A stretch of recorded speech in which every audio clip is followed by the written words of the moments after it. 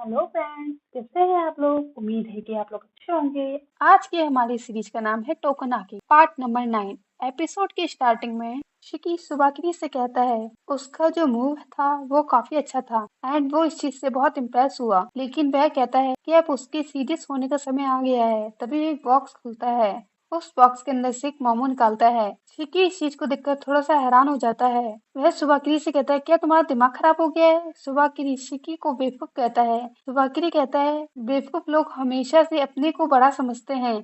सुबाकिनी शिकी को बताता है ये जो मोमोतारो है उसने खुद ने ही डिसाइड किया था एक पपेट बनाने का एंड तभी मोमोतारो अपनी पावर्स यूज करता है। इन पावर्स में शिकी अपने आप को बहुत ज्यादा हैवी फील कर रहा होता है। सुबाकिनी ये बताता है जब उसका अपेट कोई मोमोतारो बनाता है ये पावर्स को यूज कर सकता है। ये जो मोमोतारो है ये ऑक्सीजन में बैक्टीरिया को मिक्स करके ऑक्सीजन के वेट को चेंज कर देता है, जिससे आपस की जो सराउंडिंग है वह सब भारी फील होने लग जाती हैं। ये जो मोमोतारो था वह बार बार एक ही लाइन को दोहरा रहा था, उसको डीमंस को खत्म करना है। सुबाकिनी बताता है जब ये जिंदा था तब इसका एक ही मोटिव था, वो था कि ओनिज को खत्म करना है यानी डीमंस को खत्म करना। सुबाकिनी कहता है इसकी पावर्स की वजह से मेरी काफी हेल्प हो जाएगी।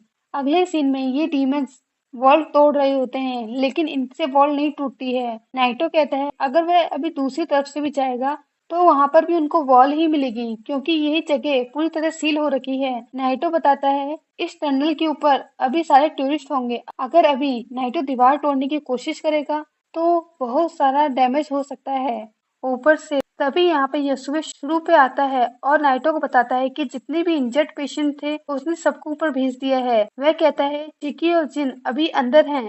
नाइटो सोच रहा होता है कि अभी उसके पास ज्यादा समय नहीं है क्योंकि शिकी और बाकी लोग सब मुसीबत में हैं अंदर। नाइटो कहता है कि उन्हें दीवार तोड़ने से पहले जितने भी लोग अभी ऊपर हैं उन सभी को यहाँ से निकालना पड़ेगा। तभी यहाँ पे एक डीमन होमारी को अपने साथ लेके आ जाता है। ये डीमन नाइटो से पूछता है कि आप इसे जानते हैं। नाइटो कहता है अच्छा तो वो यहाँ पे आ गई है फाइनली। होमारी बताती है कि यहाँ पे मदद करने के लिए आई है। अब यहाँ पे जो यसूबे है वह कुछ लीचड़ों वाली हरकतें करता है। नाइटो यसूबे से उसकी बकवास बंद करने के लिए कहता है। यसूबे कहता है कि ये बकवास नहीं है, ये बहुत ज्यादा सीरियस टॉपिक है।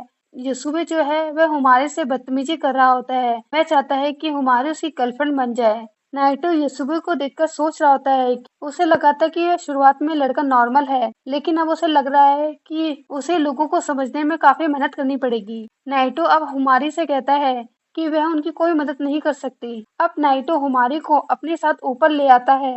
नाइटो ने यसूबे को कॉल पर रखा हुआ होता है। यसूबे नाइटो से पूछता है आखिर करना क्या है। नाइटो प्लान बताता है कि वैसे कैसे वह सभी टूरिस्ट को यहाँ से बाहर निकाल सकता है। वह कहता है कि अभी एक लैंड स्लाइड करवाएंगे, इस चीज से सारे के सारे टूरिस्ट बाहर चले जाएंगे। सभी टूरिस्ट वहां से चले जाने के बाद यसूबे कंफर्म करेगा कि वह सभी जा चुके हैं। नाइटो हुमारी से कहता है कि वह अपनी पावर्स का यूज करे जिससे यहाँ लैंडस्लाइड करवा सके। हुमारी इस चीज के लिए मना कर देती है, लेकिन नाइटो कहता है कि उसे चिंता करने की जरूरत नहीं है क्योंकि वह यहाँ पर है। हुमारी कहती है कि वह अपनी पावर्स का यूज नहीं कर सकती क्योंकि अभी उसकी पावर्स उसके कंट्रोल में नहीं है। नाइटो उससे कहता है कोई बात नहीं। एंड में वो ये चीज कहकर प्लान कैंसिल कर देता है। अब नाइटो जो है वह हुमारी को स्कूल से बाहर कर देता है। नाइटो हुमारी से कहता है कि उसको अपने साथ ऐसे लोग नहीं चाहिए जो कि यूजफुल ना हो। हुमारी कहती है कि उसको अपनी पावर्स को यूज करने से डर लग रहा है। नाइटो कहता है डरने की कोई बात नहीं है, तुम खुद ही नहीं बदलना चाह रही हो। नाइटो बताता है वह ये बात जानता है कि हुमारी ने पास्ट में क्या गलतियां की थी। नाइटो बताता है सभी लोगों के साथ भी वो हुआ है जो तुम्हारे साथ हुआ है। उनके पास्ट में कुछ न कुछ ऐसा हुआ है जिसका बोझ वह अभी भी उठा रहे हैं। वह सभी रेसेस अकेडमी इसलिए आए हैं कि ताकि खुद को चेंज कर पाए। वह हुमारी से पूछता है आखिर वह रेसेस अकेडमी क्यों आई है। हुमारी बताती है कि वह अकेडमी में अपने ब्लड को कैसे कंट्रोल किया जाए वह ये सीखने आई थी। नाइटो हुमारी को समझाता है कि वह कहता है कि हुमारी का ब्लड उसका खुद का है, इसलिए हुमारी को सबसे पहले खुद को चेंज करना होगा। हुमारी कहती है वह खुद को चेंज करना चाहती है।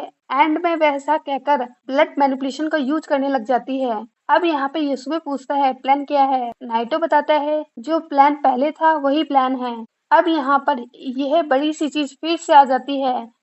ये चीज नाइटो के ऊपर बार बार अटैक कर रही होती है। इस चीज से लैंड स्लाइड हो जाता है। हुमारी नाइटो से माफी मांगती है, लेकिन नाइटो कहता है कि उसको इस चीज से कोई परेशानी नहीं हुई है। दूसरी तरफ टूरिस्ट को लगता है कि यहाँ बहुत बड़ा अर्थक्वेक आया है, इसलिए अब ये बाकी डीमंस जो हैं वह इन सभी टूरिस्ट को बाहर निकालने के लिए कह रहे होते हैं। ये सुबह नाइटो को बताता है कि जितने भी लोग हैं यहाँ पे वह सारे जा चुके हैं।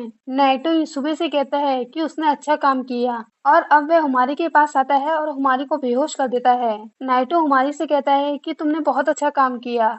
नेक्स्ट सीन में यहाँ पे यमुगी जो है जिन के साथ फाइट कर रही होती है। जिन ये सोच रहा होता है कि उसको अभी से ही दूर रहना चाहिए, लेकिन तभी वो यहाँ पे इस चीज के अंदर ट्रैप हो जाता है।